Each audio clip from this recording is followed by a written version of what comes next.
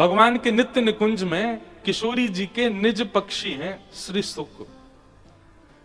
किशोरी जी नित्य इनको नाम जप याद कराती हैं। बोलो माधव, तो तोता बोलता है माधव। बोलो मधुसूदन, बोलते हैं मधुसूदन। बोलो केशव, तो बोलते हैं केशव। ठाकुर जी के नाम उच्चारण करवा के उनको याद करवा रखा है। तरुवर छाओ तीर यमुना के, सुआ पढ़ावत डोले। एक आपने चित्र देखा होगा कभी, किशोरी जी के अधिकतर ऐसे स्वरूप आते हैं और इस हस्त पर एक तोता बैठा है, या कभी किशोरी जी के शीश के किसी श्रृंगार में कोई सुख बैठा है, या कंधे पर सुख बैठा है। कभी कभी ऐसे चित्र दिखते हैं। और नित्य सेवा में भी, कई लोगों की सेवा में भी किशोरी जी के हाथ में सुख पधराया जाता है, बैठे रहते सुख। वो किशोरी जी के कौन है? किशोरी जी को सबसे ज्यादा प्रिय लगता है ठाकुर जी का नाम। हमारे ब्रज की कई लीलाओं में ऐसा आता है कि श्याम सुंदर जब गैया चराने जाते हैं तो गैया चराना प्रारंभ करते हैं श्री राधा श्री राधा श्री राधा कहते हुए, लेकिन जब लौटते हैं तो अपने ही नाम बोलते रहते हैं, कृष्ण, मधुसूदन, माधव, मुरारी। सब लोग वाला कहें अरे लाला अपनो ही नाम गारो है। बोले तो ना पतो, मैं राधा राधा कहूं वैसे मुंह को सुख मिले, लेकिन मैं अपनो नाम जब गाऊं ना तो मेरो नाम सुन के श्री जी को सुख मिले, या मैं उनको सुख देवे के काजे गा रहा हूं। तो ठाकुर जी अपना ही नाम गाने लगते हैं क्योंकि श्री जी को अच्छा लगता है। ऐसे ही श्यामाजू, वे जब निकुंज में प्रवेश करती हैं ठाकुर जी का नाम गाती हैं, पर निकुंज में जब विचरण करती हैं तब अपना ही नाम गाती हैं, अपने ही नाम उच्चारण करती हैं किशोरी जी। क्यों? क्योंकि श्याम सुंदर को भाता है। तो किशोरी जी को नित्य ठाकुर जी का नाम सुनना इतना प्रिय लगता है। कृष्ण नाम जबते श्रवण सुनोरी आली, भूली री भवन में तो बाबरी भई रे। तो किशोरी जी ने सोचा क्या करूं जो मुझे नित्य कृष्ण सुनाए। तब एक तोता किशोरी जी ने अपने पास रखा, उसको सारे नाम याद करवा रखे हैं भगवान के, और जब जब श्री जी कुछ भी करें वो बोलता रहता है मधुसूदन, माधव, मुरार। अच्छा ये देखो, नाम जप कैसे होना चाहिए, नाम स्मृति कैसे होनी चाहिए। जो नाम बोला जाए उसी भाव का दर्शन। जैसे ठाकुर जी का नाम क्या? मदन मोहन। अब जैसे तोता बोलता मदन मोहन, तो किशोरी जी को मदन मोहन ही दिखते हैं। मदन मोहन कौन से हैं? बोले दुनिया में सबसे सुंदर है कामदेव, और उस कामदेव को भी जो अपने सौंदर्य से मोहित कर ले वो है मदन मोहन। ठाकुर जी के मदन मोहन झांकी आ जाती है किशोरी जी के नेत्रों में। जैसे ही तोता बैठे बैठे बोलता है माधव, तो ये माधव नाम कैसे पड़ा ठाकुर जी का? ठाकुर जी जब दौड़ते हैं, पीछे पीछे सखा ठाकुर जी को पकड़ में पकड़ाई खेल रहे हैं, तो ठाकुर जी जब बहुत तेज दौड़ने लग जाते हैं तो सब सखा ठाकुर जी के माधव माधव मत दौड़ो मत दौड़ो, तब ठाकुर जी का नाम पड़ गया माधव। तो किशोरी जी जैसे सुनती है माधव, तो ठाकुर जी ऐसे दौड़ते भय पसीना निकल रहे हैं, ये घुंघराले केस पीछे उड़ रहे हैं, ठाकुर जी ने अपनी पीतांबरी कस के बांध रखी है ऊपर, ये छवि दिखने लगती है। जो जो नाम उच्चारण हो वैसी वैसी छवि दिखे, ये नाम जप होता है। तो किशोरी जी नित्य नाम जप करती हैं। कैसे? सुख को कंधे पे बैठा के उससे सुनती रहती हैं, और फिर रोज की उनकी लीला है, एकांत में जाती हैं, फिर और नए नए नाम याद कराती हैं उसे। तोता का स्वभाव है, रट लेता है, तुरंत याद करके बोल देता है। लेकिन एक दिन श्याम सुंदर सामने आ गए और वो सुख पक्षी बैठा था। किशोरी जी ने आज्ञा की प्रणाम करो। सुख पक्षी बोला ये कौन है? ये कौन है? अब ये कौन है पूछते ही किशोरी जी बोली तू इतने दिन से नाम गा रहा है, तुझे नहीं पता ये कौन है? तब किशोरी जी ने श्याम सुंदर से मिलन के बाद उस सुख पक्षी को आज्ञा की, अगर मेरे समीप रहना है, अगर मेरे संग रहना है तो जा, इनको जान के आ। पहले तू नाम तो रटता है पर नामी को जानता नहीं है, इसलिए मैं तुझे अपने पास नहीं रहूं, जाओ इनको जप के स्वीकार कर। तो उस सुख पक्षी को किशोरी जी के पास रहना इतना प्रिय लगता है कि वो दूर नहीं जा पा रहा है, लेकिन उसने मन में विचार किया कि इनके समीप रहने के लिए इनको जान, मतलब ये इतने प्रिय है इनको कि इनको यदि मैं जान गया तो ही मुझे रखेंगे। बोले अब जान के पहचान के नहीं, अब तो ऐसा जान के आऊंगा कि मैं जिससे मिलूंगा उसको जना के आऊंगा इनको। तब वो सुख पक्षी पृथ्वी पर आया। महादेव पार्वती को अमर कथा सुना रहे थे और वो पक्षी पीछे बैठ करके पूरी कथा सुन रहा था।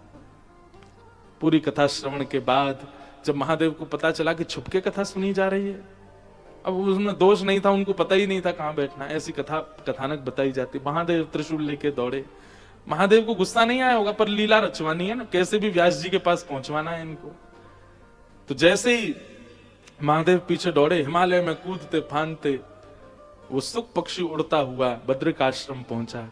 वेद व्यास जी की गुफा, जहां व्यास गुफा है, वहीं वेद व्यास जी की पत्नी बिट्टिका वो जल पान कर रही थी और सुकाचार्य जी ने सोचा कि महादेव किसी भी गुफा में जाने में सक्षम है पर गर्भ में नहीं आएंगे, तो मुख से गर्भ में प्रविष्ट हो गए।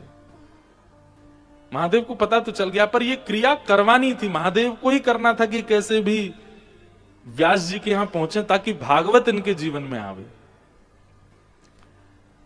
और 12 वर्ष तक सुकाचार्य जी गर्भ में ही रहे मां के। 12 वर्ष बाद जब अंदर ही अंदर भगवत भाव चिंतन उनका प्रकट होने लगा, कभी नाचने लगते कभी गाने लगते, तब मां को थोड़ी पीड़ा हुई और कुछ स्वर सुनाई दिए। तब उन्होंने व्यास जी से जाके कहा मुझे पीड़ा होती है, और कभी कभी वैदिक स्वर सुनाई देते हैं। वेद व्यास जी महाराज ने नेत्र बंद करके दिव्य दृष्टि से देखा, बोले तुम्हारे गर्भ में साक्षात श्री सुखदेव जी महाराज। प्रणाम करते हुए बाहर से स्तुति गाकर के व्यास जी ने कहा, बालक आप जन्म लीजिए, हमें कृतार्थ कीजिए। सुखदेव जी महाराज बोले, हम यहाँ बहुत प्रसन्न है, एकांतवासा झगड़ा ना झांसा, कोई हमारे अलावा दूसरा है नहीं, हमको बहुत अच्छा लग रहा है यहाँ पे, हमको बाहर मत बुलाओ, माया बहुत खतरनाक है, संसार हमको पकड़ लेगा। बोले आपकी मां को पीड़ा हो रही है, कम से कम इसलिए बाहर आ जाइए। तब सुखदेव जी महाराज ने कहा कि अगर भगवान आकर के मुझे आश्वासन दें कि मुझे संसार की किसी भी प्रकार की माया नहीं सताएगी तो मैं जन्म लूंगा। तो कहते हैं कि वेद व्यास जी ने प्रार्थना की और भगवान चतुर्भुज रूप धारण करके बिटिका के गर्भ में प्रकट हो गए। और प्रकट होकर के सुखदेव जी से कहा, आपका जन्म माया में फंसने के लिए नहीं, माया में फंसों को उबारने के लिए हुआ।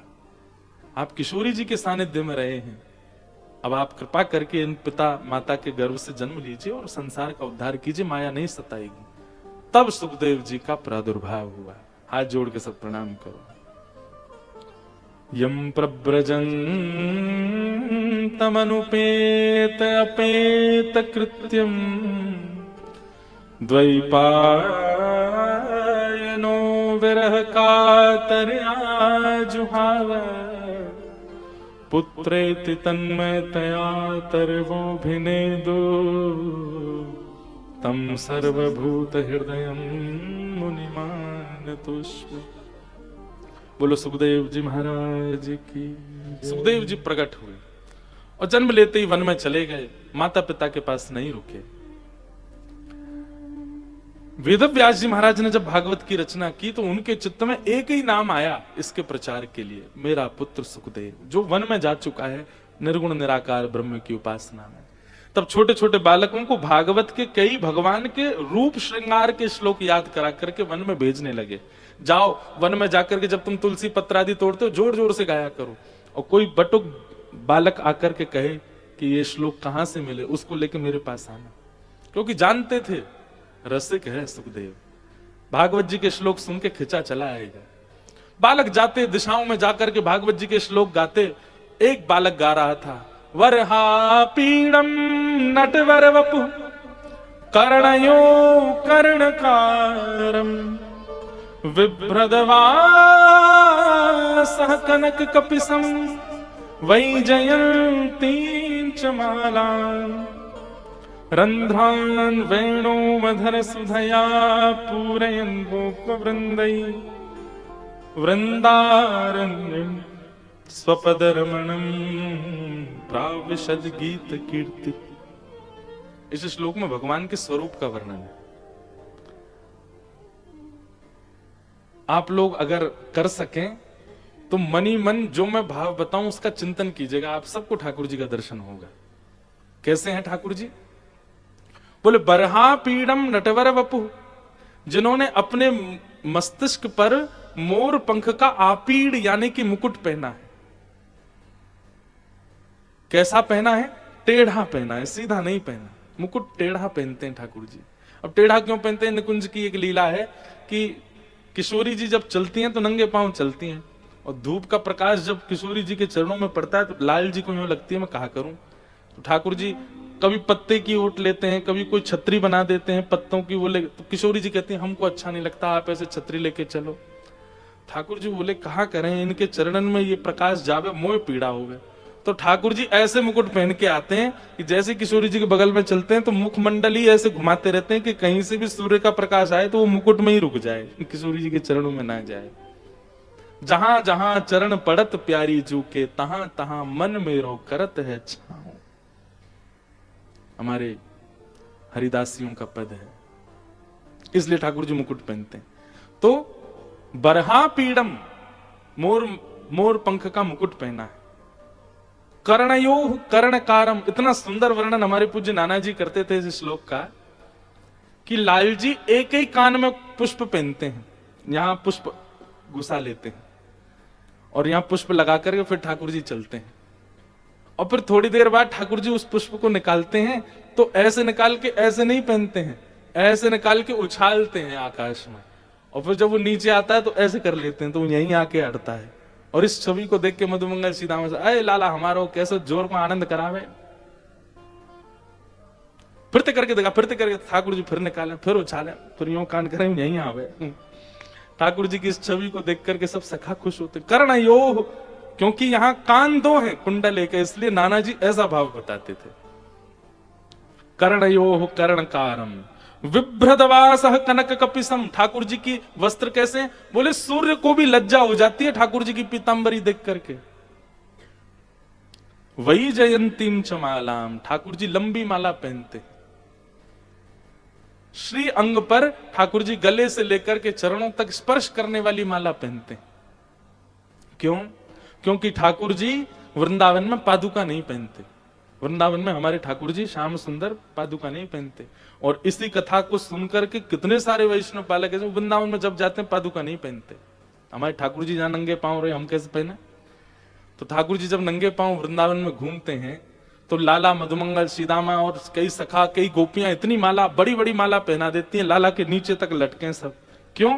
क्योंकि ठाकुर जी जब उनको स्पर्श करते हुए ठोकर लगाते हुए चलते हैं तो पुष्प टूट करके आगे गिर जाते हैं, और जहां जहां ठाकुर जी चरण रखते हैं वहां वहां पुष्प आकर के कोमलता का अनुभव कराते हैं। क्योंकि पादुका तो पहनी नहीं है, इसलिए पुष्पों से ही सही ठाकुर जी को सुख मिल। अच्छा, इसके पीछे एक और भाव है। कई गोपियां ऐसी हैं जो ठाकुर जी के छिप के दर्शन करती हैं नित्य लीला के, उनको कैसे पता चले कहां गए हैं? तो इसलिए लंबी माला पहन के ठाकुर जी पुष्प तोड़ते भये जाते हैं ताकि उनको देख देख करके गोपियां पीछे से आ जाएं और ओट में कहीं बैठ करके लाला की पूरी लीला देखें। अब कहा कर रहे हैं, क्योंकि प्रकट रूप में आ जाएंगी तो सखा सबरे गारी गलौच करेंगे, लड़ेंगे, झगड़ेंगे, भगा देंगे उन्हें। तू क्या कर रही है यहाँ पे, चल भगे आते। इसलिए कई जैसे महाराष्ट्र में उनको कहते हैं पुरंदर, जो वन में, वन की कई गोपियां है ना जो वन में ही रहती हैं, जो वन में ही निवास करते हैं। ऐसे कई पुरंदर होते हैं जिनको शहरों में या गांव में कोई काम नहीं है, कोई अभिप्राय नहीं, वो वन में ही रहते हैं, वन में ही निवास करते हैं, फल खाकर के जीवन निर्वहन करते हैं, किसी पेड़ पे ही ऊपर उनका छोटा छोटा घर होता है, वहीं रहते हैं। तो ऐसे कई ब्रज की वन सघन वनों में भी गोपियां हैं, वो ठाकुर जी को देखने के लिए कैसे पहुंचे, कहाँ है ठाकुर जी? तो उनके लिए ठाकुर जी चिन्ह के रूप में लंबी लंबी माला पहन के तोड़ते हुए जाते हैं पैरों से, ताकि देख के वो गोपियां आ जाएं। वही जयंतीम चमाला रंध्रान वेणु अधर सुधया, अपनी कोमल उंगलियों से जो वेणु का नाद कर रहे हैं, प्राण पिरो रहे हैं, और जब जब पलक खोलते हैं, बंद करते हैं, खोलते हैं, बंद करते हैं, तो मानो जैसे उस बांस ने बड़ी पीड़ा सह करके भगवान के अधरों को पाया है। ठाकुर जी उसके लिए पंखा जल रहे हैं। इस श्लोक को जैसे ही हिमालय में बैठे हुए सुखदेव जी ने सुना, सुनते ही ये छवि प्रकट हो गई सुखदेव जी के हृदय में। दौड़े उस बालक के पास, बोले ये बालक कौन है, ये मोर मुकुट पहन करके चल रहा है, ये कौन है, ये इतनी सुंदर वंशी का नाद कर रहा है, मुझे ऐसा लगता है मैंने कहीं तो देखा है इसको, ये इसका कुछ तो संबंध है मेरे साथ में, इसके बारे में मुझे और बताओ, ये किनका पुत्र है, ये किनका सखा है, ये किनका बेटा है, और थोड़ा इसके बारे में मुझे कहो ना, मुझे क्यों रोना आ रहा है उसका चिंतन करके, तुम गा रहे हो और मेरे चित्त में भाव उमड़ रहे हैं, कौन है ये, इसके बारे में बताओ ना मुझे। गोपियों जैसी स्थिति हो गई सुखदेव जी की। अब तो एक एक अंग चाहता है उनसे मिलना जिनके बारे में भी सुना है। केवल एक श्लोक। बालकों ने कहा हमको तो एक ही श्लोक आता पर हमारे गुरुजी पर तो 18,000 श्लोक हैं, चलो। और तब सुखदेव जी महाराज आए, जैसे ही देखा मेरे पिता ही हैं वेदव्यास जिन्होंने इस ग्रंथ की रचना की, चरणों में प्रणाम करके कहा कि मुझे पढ़ाइए। तब वेदव्यास जी ने सुखदेव जी को भागवत जी प्रदान की।